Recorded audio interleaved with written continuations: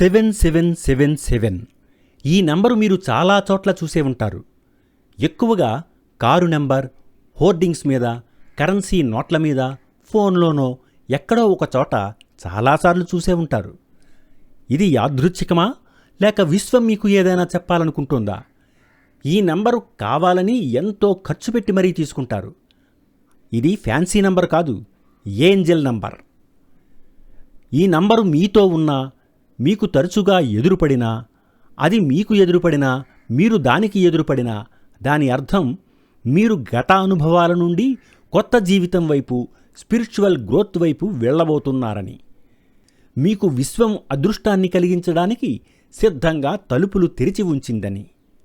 మీరు ఈ నంబర్పై విశ్వాసం ఉంచి మీ ప్రయత్నం మీరు చేస్తే మీకు తప్పకుండా మంచి జరుగుతుందని అర్థం చేసుకోవచ్చు అని చెబుతారు. ఇది ఒక నమ్మకానికి సంబంధించిన విషయం.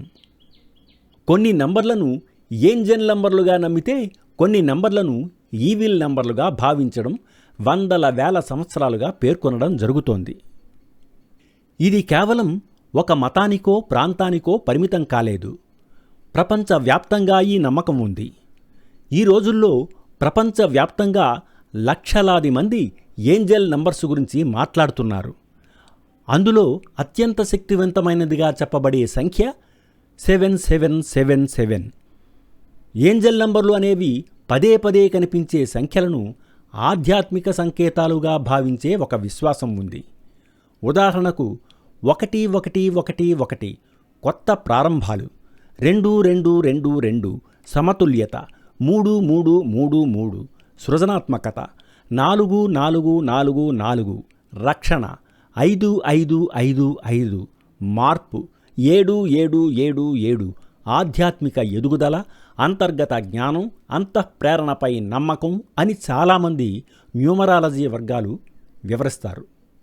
7 అనే నంబర్ అనేక సంస్కృతుల్లో ప్రత్యేకమైనదిగా భావిస్తారు. మన భారతీయ సాంప్రదాయంలో సప్త ఋషులు, సప్త లోకాలు, సప్త సముద్రాలు, సప్త స్వరాలు, సప్తపది, సప్తగిరులు, ఇలా ఈ కారణంగా 7కు ప్రత్యేక ప్రతిష్టాత్మక స్థానం ఉంది. న్యూమరాలజీ ప్రకారం 7 అంటే జ్ఞానం, ఆత్మ పరిశీలన, ధ్యానం, అంతర్గత విజ్ఞానం. ఈ సంఖ్య 4 సార్లు రావడం వల్ల ఈ లక్షణాలు మరింత బలంగా వ్యక్తమవుతాయని విశ్వసిస్తారు.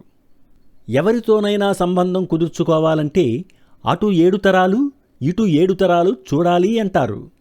హిందూ వివాహ సాంప్రదాయంలో సప్తపది అనే ఒక ఆచారం ఉంది. అంటే వధువుతో వరుడు 7 అడుగులు కలిసి నడవాలి. సూర్యుని రథం గుర్రాలు 7, సూర్యుని నుండి వచ్చే కాంతి పుంజాలు 7. అందుకే హిందువులు రథసప్తమి అనే పండుగను సూర్యుని జన్మదినంగా జరుపుకుంటారు. ఆదిశేషుని పడగలు 7, సప్తగిరులపై వెలసిన దేవదేవుడిని ఏడుకొండల వెంకటేశ్వర స్వామి అని కొలుస్తారు. సంగీత స్వరాలు 7. ఈ 7 స్వరాల మధ్యనే సంగీతం శ్రావ్యంగా ఆలపించబడుతుంది, స్వరకల్పన జరుగుతుంది. సనాతన ధర్మంలో అనేక మంది ఋషులు ఉన్నా సప్త ఋషులకు ప్రత్యేక స్థానం ఉంది.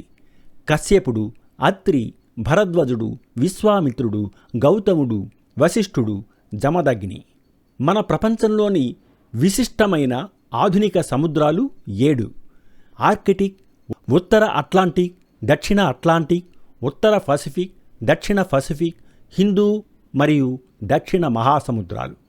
హిందూ పురాణాల ప్రకారం భూమిని ఆవరించి ఉన్న సప్త సముద్రాల పేర్లు ఇవి: లవణ సముద్రం, ఉప్పు నీరు; ఇక్షు సముద్రం, చెరుకు రసం; సురా సముద్రం, మద్యం; ఘృత సముద్రం, నెయ్య; దధి సముద్రం, పెరుగు; క్షీర సముద్రం, పాలు; జల సముద్రం, మంచినీరు.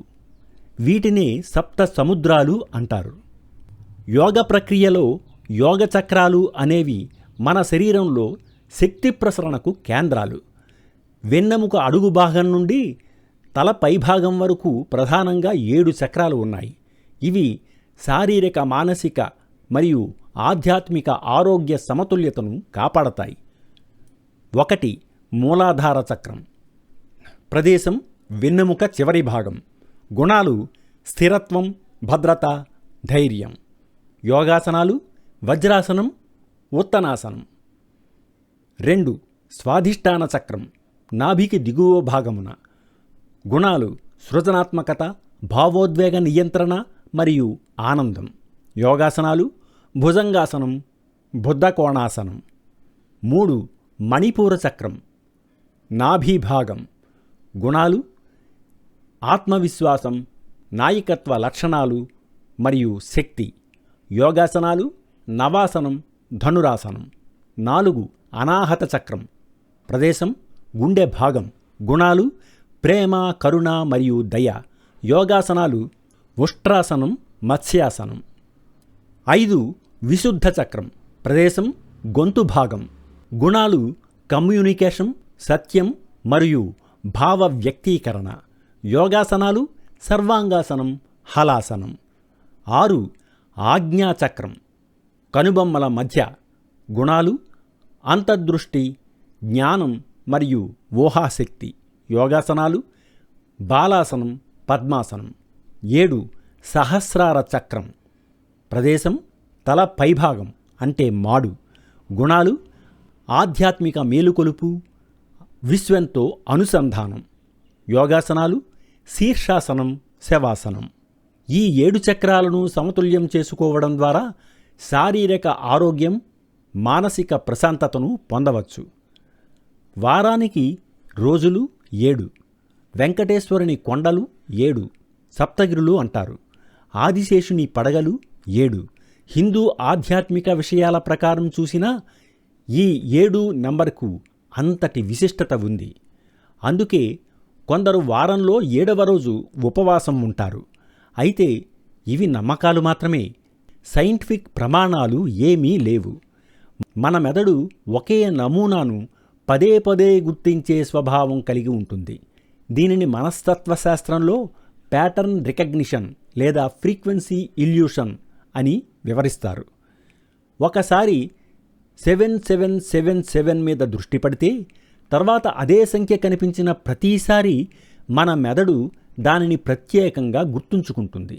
అందువల్ల 7777 కనిపించడం తప్పనిసరిగా దైవ సంకేతమే అని సైన్సు చెప్పదు. 7777 ఒక దైవ సంకేతమని కొందరు నమ్ముతారు.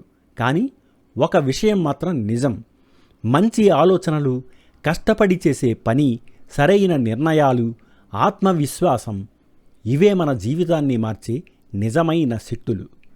ఆ విశ్వాసం 7777 నంబరు ఇస్తుంది అనుకుంటే మంచిదే కదా. 7777 కనిపిస్తే ఏం చెయ్యాలి? మీ అంతఃప్రేరణను వినండి. తొందరపాటు నిర్ణయాలు తీసుకోకండి. నేర్చుకోవడం కొనసాగించండి. ధ్యానం లేదా ప్రార్థనకు కొంత సమయం కేటాయించండి. మీ జీవిత లక్ష్యాలపై మళ్ళీ ఆలోచించండి. మీ కోర్కెలను మనసులోనే రిపీట్ చేసుకోండి.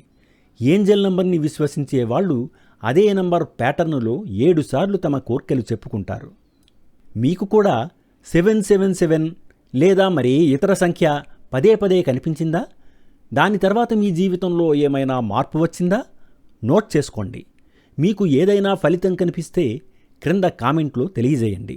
ఇలాంటి ఆధ్యాత్మిక, సామాజిక, తార్కిక విశ్లేషణల కోసం తెలుగు మేధా ఛానల్ను సబ్స్క్రైబ్ చేసుకోండి. ధన్యవాదాలు.